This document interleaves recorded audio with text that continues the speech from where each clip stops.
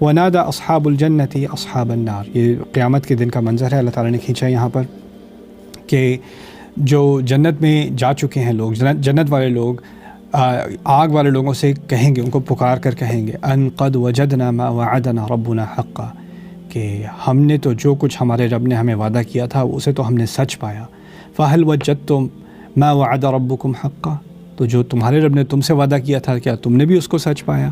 یہ تنزیہ کلام ہے۔ تنزیہ کس لیے ہے کہ فَالْيَوْمَ الَّذِينَ آمَنُوا مِنَ الْكُفَّارِ يَضْحَكُونَ، اس دنیا میں کافر مسلمان کا مذاق اڑاتا ہے، اس کے ایمان کا مذاق اڑاتا ہے، یہ دیکھو یہ لوگ اپنا سر مارتے ہیں زمین پر، ان کو دیکھو پتہ نہیں کیا سمجھتے ہیں کہ کیا ملنے والا ہے، کچھ نہیں ملنے والا۔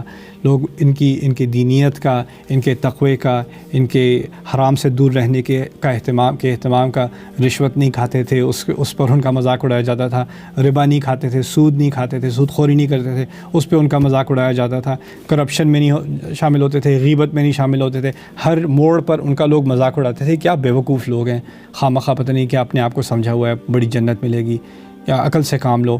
تو یہ لوگ ہمیشہ طنز کا شکار ہوتے تھے، اور آخرت میں اللہ تعالیٰ نے ان کو ایک بدلے کا موقع دیا ہے جنت میں۔ جب جنت میں پہنچ چکے ہیں تو اس کے ایک پہلے سینز میں سے یہ ہے کہ وہ آگ میں جو لوگ ان کا طنز کرتے تھے ساری زندگی، ان کو کہا ہے ہمیں جو وہ وعدہ کیا تھا نا، وہ جو ہمارے رب نے، وہ تو سچا نکلا ہمارے لیے، تمہارے لیے کیسا نکلا؟ تمہارے لیے بھی سچا تھا کیا؟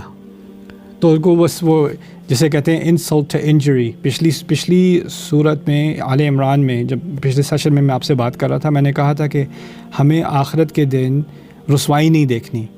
تو اب نہ صرف ہمیں رسوائی نہیں ملی، اب ہم رسوائی دے بھی رہے ہیں ان لوگوں کو جو ہمیں ساری زندگی رسوائی دیتے رہے۔ تو یہ سین بھی آنے والا ہے۔ قالوا نعم، تو ان لوگوں نے کہا ہاں۔ فأذن مؤذن بینہم اللعنۃ اللہ علی الظالمین، تو ان میں سے ایک اذان دینے والے یعنی ایک اناؤنسمنٹ کرنے والے نے کہا، ایک اعلان کرنے والے نے کہا کہ اللہ کی لعنت ظلم کرنے والوں پر ہے۔